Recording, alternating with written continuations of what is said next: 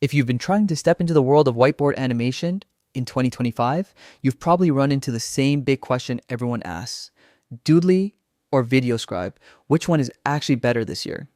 Today, let's break it down clearly so you can choose the tool that fits your style, your workflow, and your budget. Let's start with Doodly. This is the software people usually try first because it's incredibly easy to use. Everything feels intuitive. Just drag, drop, and your animation starts to come alive.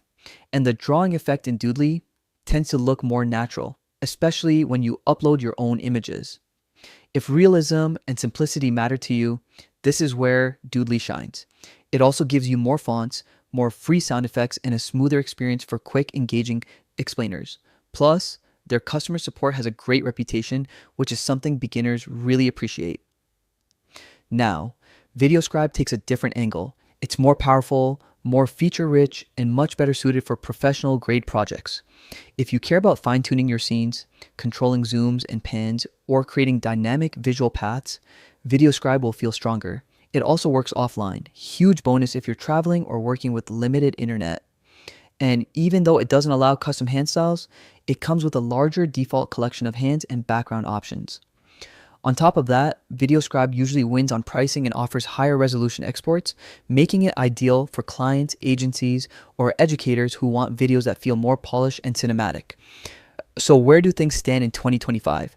The gap between them has become clearer. Doodly is starting to feel a bit more expensive, especially with packages that bundle extra tools. Videoscribe, meanwhile, offers a broader creative range for the price, but Doodly still holds the crown for speed and ease, especially if whiteboard animation is all you need and you want it fast. Here's the bottom line.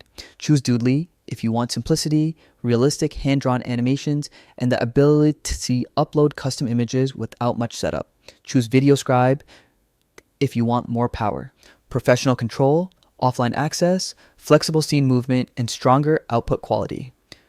Both tools can create great whiteboard videos, but the better choice depends entirely on how far you want to take your creativity. If this breakdown helped clear things up, make sure you stick around for more tutorials like this. Thanks for watching, and I'll see you in the next one.